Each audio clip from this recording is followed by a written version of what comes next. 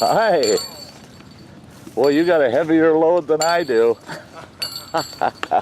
Well, good for you. Wait, trail maintenance or? Yeah, right. Yeah. Boy, it's starting to get warm. Yeah, The humidity It is coming up a little. Yeah. Where did you start? What's that? Where did you start? Where did I start? Yeah, on your walk today. I parked at the road closed sign. Okay. Yeah. On Eagle Island Road. Yeah. Yeah, that's where I'm going up. Oh, you're going up I East. actually came from the end of North Branch. I was just sitting there watching the cigarette boats go come by. Yeah. That's me too. I was filming them. That's you know, typically you don't see them. You know, Right. That's, usually it's kayakers. You know. Right. But yeah, when I come down, I could hear that one boat, and I saw them sitting out here alone. And then when I walked down in here comes three more. I said, oh, okay, they're running in a pack. You know. Yeah. Right. Yeah. Yeah. Yeah, last week I hiked down Sandpoint Road and then came east. Boy, you got to really break trail through coming from there. Right.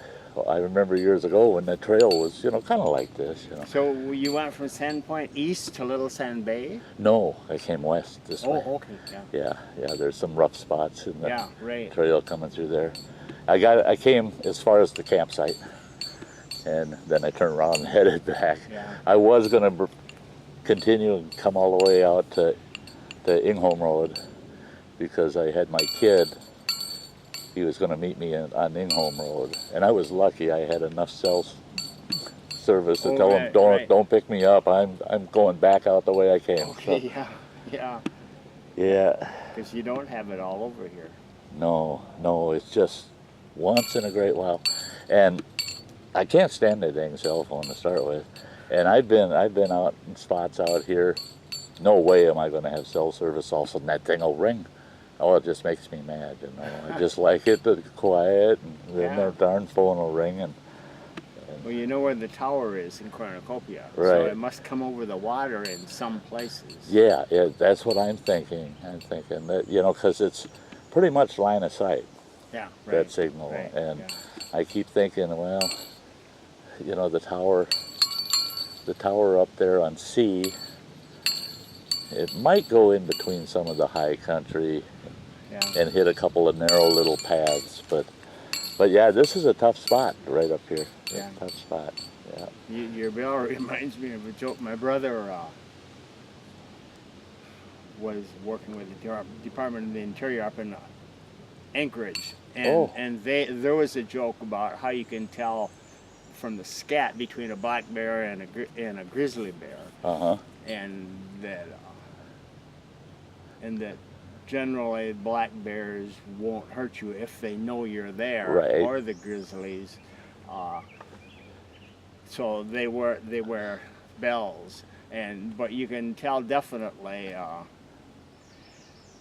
from the scat that you break apart the black bear and it's just sort of a glue holding together berry seeds and a bunch of stuff. But if you break apart the grizzly, you find bear bells. You find little silver bells.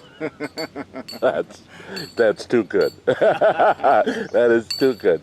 Yeah, I lived in northwestern Montana for 4 years. I took my family up in the backcountry. I spent 4 years up in the backcountry, and yeah, we had a few grizzly encounters, and we had this old, in 1901, a logging outfit had built this little 20 by 16 cedar log cabin, and we moved into that thing.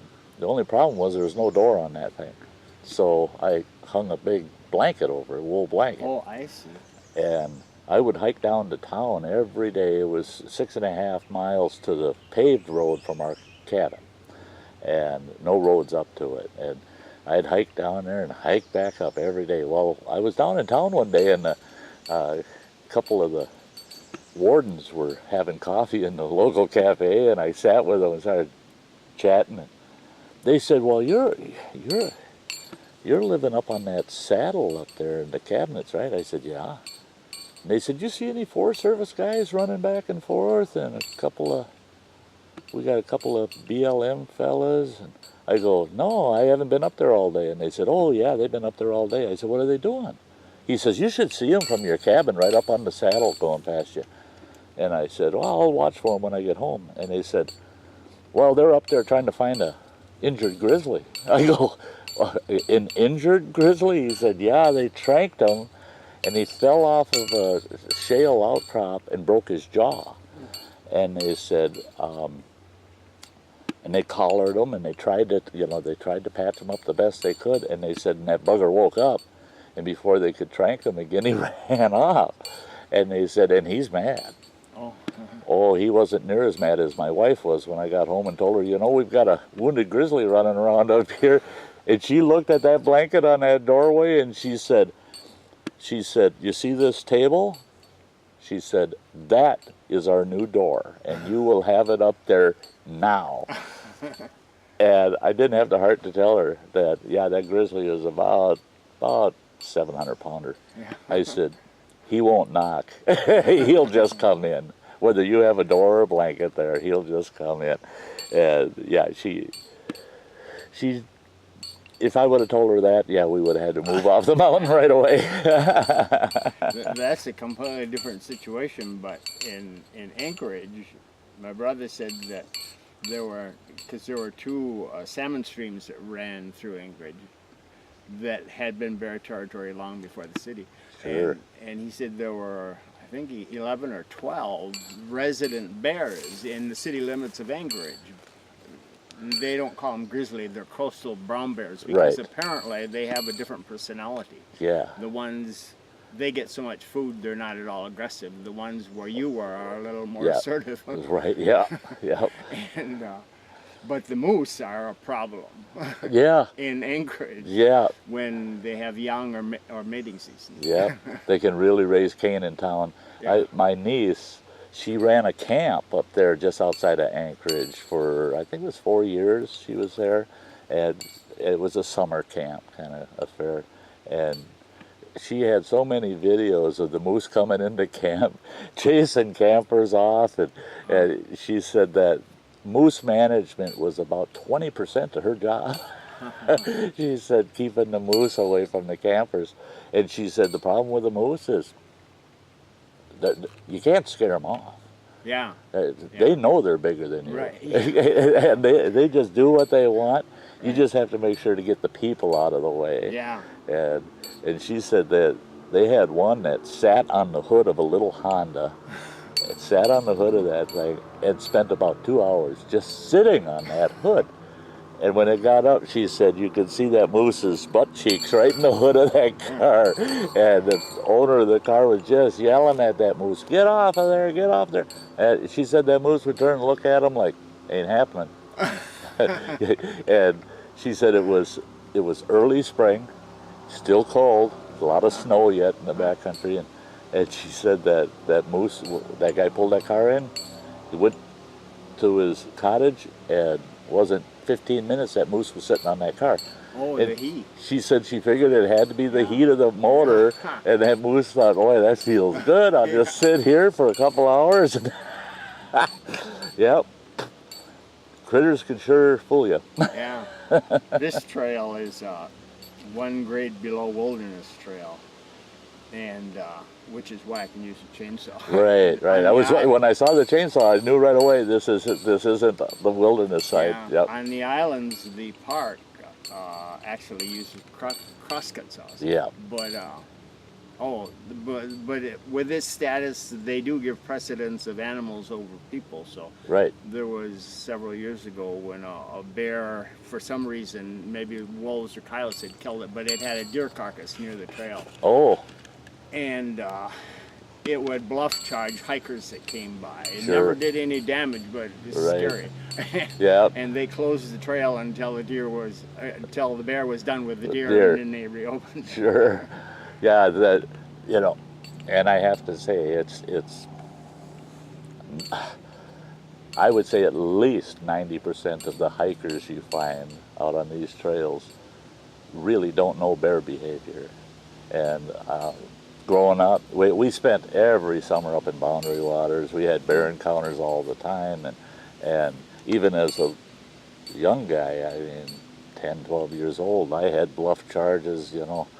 I had one big boar come charging me, and he was almost as close as you are, and I couldn't have been maybe 5'2" at the time, and stood my ground, put my arms up in the air, and yelled, "Back off!" And he did. He stopped, and he backed up. And you know, he never raised his hair until he backed away from me. Then he raised his hair after he backed away from me. And my dad told me, he says, that proves to you that that first charge was pure bluff. Yeah. And he said, you standing your ground and not turning and running saved your butt, because he said when his hair came up, he wasn't going to bluff anymore. Yeah. He says he quit bluffing with you right there. But most hikers don't know that. And I've seen fools pick stuff up and throw them at the bear, and you know, throw a stick or something at him. Get out of here! Don't anger the animal. Yeah, I mean, yeah, for right. crying out loud! All he's doing is telling you, "I don't want you on my trail. Let me by, or let me walk away." And these people, their interactions get them in trouble all the time. Yeah. And I've only had one time in my life where I had an actual physical contact with a black bear. And that was out at a dump up in Tofty, Minnesota. I was in there just to film the bears, and some tourist from Illinois was in there feeding these bears marshmallows. Oh. And I told him, I said, hey, these are not zoo bears. These are not the bears you see on Disney movies. I said, when you run out of marshmallows, you're next. I said, because he's going to rip your drawers off looking in every pocket for another marshmallow. And that guy told me, he says, oh, you don't know what you're talking about. And then I seen this, probably about a 2-year-old. He come up out of the ravine, and he's coming up on that guy on the side. The other guy doesn't see him. And I yelled at the guy, look out. And the guy didn't even turn, and he starts to run. Well, that bear bolted for him. And I took about 5 steps forward, and that bear turned on me. And I turned just to get my back to him, because I figured he's going to hit me face on. And I thought, I'd get my back to me, he'll knock me down, and then I'll just tuck and roll. And he caught me by the right ankle, by the right heel, and both feet right off the ground, face first on the ground. And he ran right past me, and that guy dropped his bag of marshmallows, and that's all that bear did was run past me, grabbed that bag of marshmallows, and kept running in the woods. He only knocked me down, I think, because he thought I was going to get him before him. And my sister, all that time, is in her car, standing through the sunroof, watching me, and never said a word. She never said, hey, there's a bear coming from the side. Nothing. Afterwards, I told her, I said, man, I said, I don't think I cut her or anything, but I said, boy, that my Achilles tendon really hurts. And she said, no, I was ready to start the car and go get help. I said, you're really handy to have with, you know. Yeah. Yeah. So was it a paw or the jaw that the bear contacted? Yeah. Paw, yeah. Yeah, it was more like a step down on the back of my heel. Yeah. More of a step down on it. It wasn't a swipe. It was, and that's why I figured. Now he was racing me to the marshmallows, and he thought, well, I can trip him up, you know.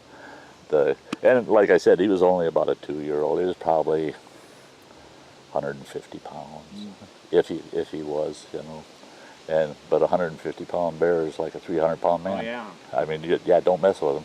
Yeah, and in just literature recently said that the young males, they stay with their mothers for a couple years, and then when the mother breeds again and it's going to have young, she chases off, and they're very insecure at that point. Yeah. And they're still dependent. Yeah. And irritable, I guess. Yeah, because they're hungry most of the time. They've learned to forage, but they're not good at it yet. Yeah. And I used to go up to the bear preserve up in northern Minnesota and hang out up there all the time. I volunteered a couple of years, go out and feed them.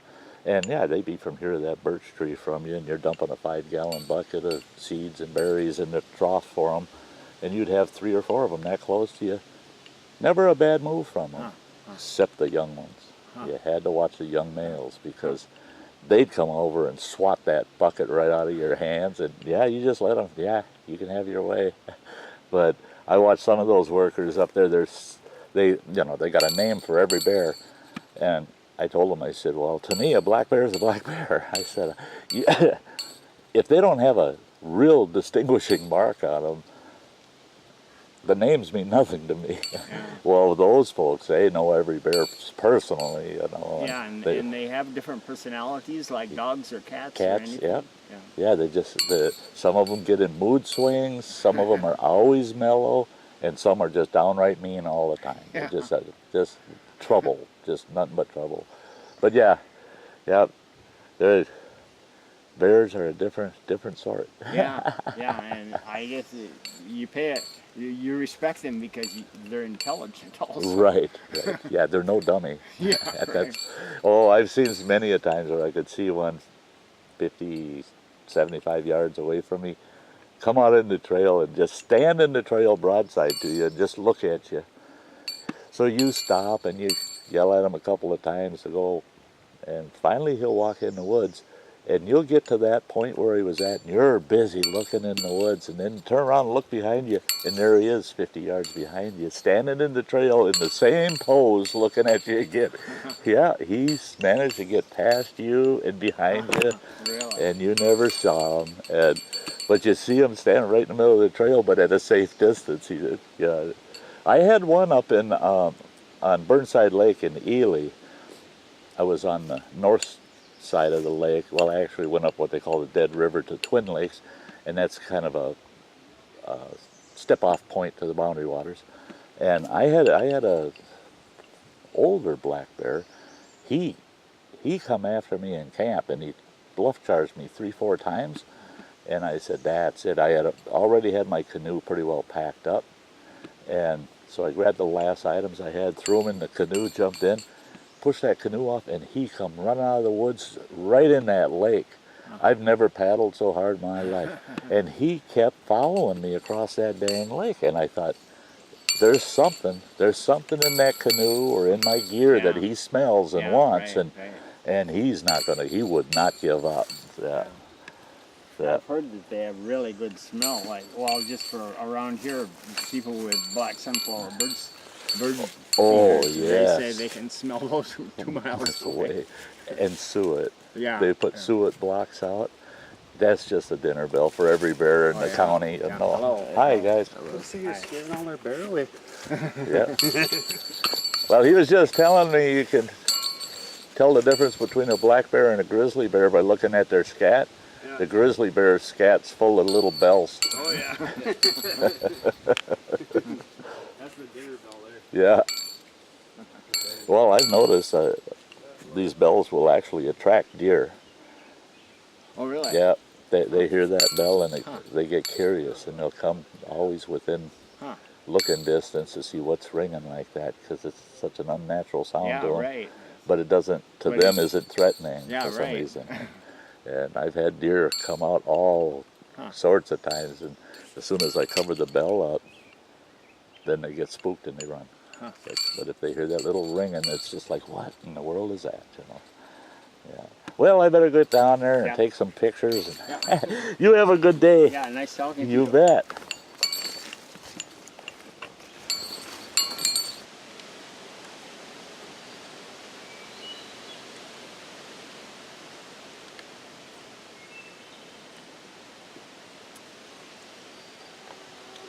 Well, folks, we're back at the truck. That was a good hike. Enjoyed all of it. It's a little warm today. Stayed hydrated. This is my 3rd bottle of water in about 4 hours. So, there you go. A day hike with Sty down to Lake Superior. in the Apostle Islands National Lakeshore area, overlooking the sea caves. We only looked at a little portion of the sea cave area.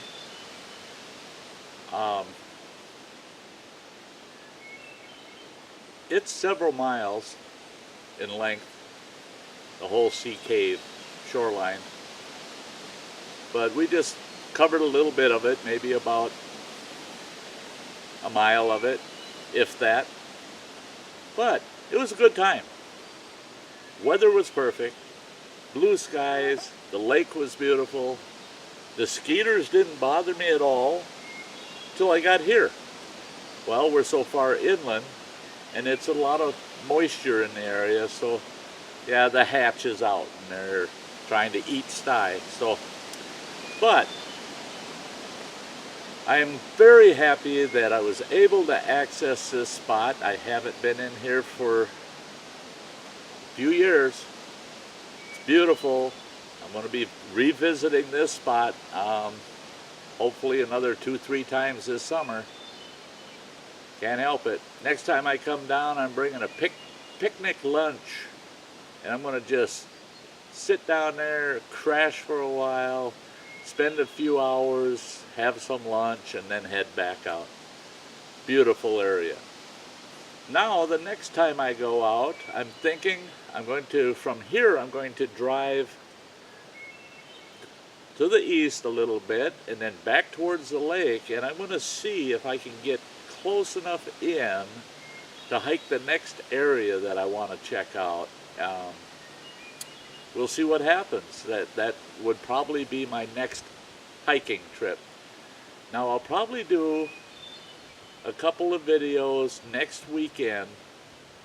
I have a trip down to Minneapolis, St. Paul for 2 days, and then I have a travel day and a day off.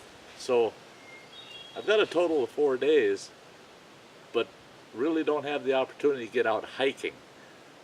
But I'm going to get outdoors one way or the other, and we're going to do a couple of videos. It might be sty stories, I don't know, we'll see. But until then, as always, folks, this is Sty North saying, actually, this is Sty North insisting you have a nice day. And thanks for coming along. Bye-bye.